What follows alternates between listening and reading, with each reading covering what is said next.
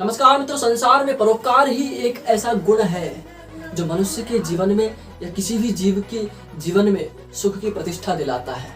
लेकिन उससे पहले इस परोपकार क्या है, उसे जानने से पहले हम उसे सामान्य रूप से देखते हैं कि तो ये पता चलता है कि पर का अर्थ है दूसरा और उपकार का अर्थ है हित। तात्पर्य यह निकलता है कि किसी अन्य व्यक्ति के जीवन में उसके हित का संपादन या उसका हित का संपादन करने के लिए जो कुछ भी उसके साथ सहायता की जाती है वो परोपकार है। वह सब कुछ परोपकार के अंदर ही ग्रहण होता है, जैसे कि समाज सेवा की भावना, देश प्रेम की भावना, देशभक्ति की भावना इत्यादि ऐसी कई भावनाएं जो परोपकार से संबंधित है, वो सब कुछ परोपकार में ही ग्रहण होती है। जो व्यक्ति परोपकारी होता है उसके जीवन में यदि देखें तो वो दूसरों का दुख अपना दुख मान करके उसका नाश करने का प्रयास करता है।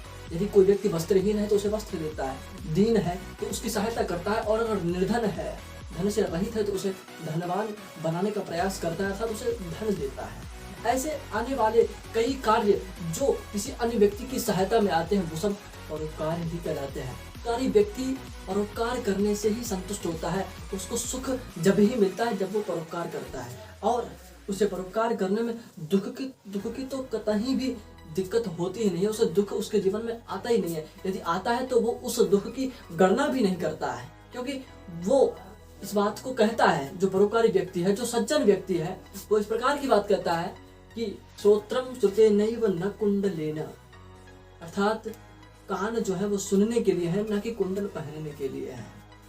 उसके बाद हाथ जो है हमारे वो दान देने के लिए, न कि कंगन पहनने के लिए है। उसी प्रकार से ये जो शरीर है ये तभी विभाति अर्थात विभूषित होता है जब हमारा शरीर परोपकार में काम आता है, न कि इसके ऊपर चंदन रगड़ने से।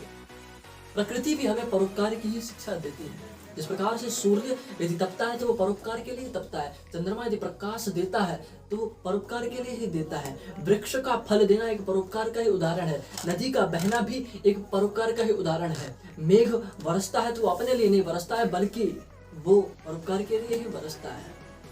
कहा गया है कि स्वयं न खादन्ति फलानि वृक्षा, अर्थात स्वयं फल कभी भी वृक्ष नहीं खाते हैं। इस बात को संस्कृत में भी कहा गया है। उसके बाद देखते हैं कि महर्षि दधीचि, जिन्होंने देवताओं के कल्याण के लिए, देवताओं के हित के लिए अपनी अस्थियों को अर्थात अपनी हड्डियों को दे दिया था। महाराज शिवी, आप जानते होंगे महाराज शिवी ने क्या किया था। महाराज शिवी ने एक कबूतर को इस प्रकार से बचाया था कि उसके बराबर उसके वजन का अपने शरीर में से मांस निकाल करके दिया था और उस कबूतर की रक्षा की थी। उसी प्रकार से महर्षि दयानंद, महात्मा गांधी जी ने देश की रक्षा के लिए, देशभूमि की रक्षा के लिए उन्होंने अपने प्राणों को गंवाया। और यहाँ तक कि नहीं, ये तो सब भूतकाल की बात है। प्रेजेंट टाइम आप माननीय श्री नरेंद्र मोदी जी को आप देख सकते हो, वो भी कितना चैरिटी करते हैं, कितना देश सेवा में लगे हुए हैं। उनके इंटरव्यू में आपने देखा ही होगा कि उन्होंने कैसे अपने सैलरी में से भी लोगों को दान दिया। शास्त्रों में भी इस बात को बहुत ही अच्छी तरीके से समझाया है कि यदि कोई भी उपदेश का यदि कोई सार है तो वो परोपकार है। कहा गया है कि परोपकार करने से ही जगत का अर्थात संसार का अभ्युदय होता है।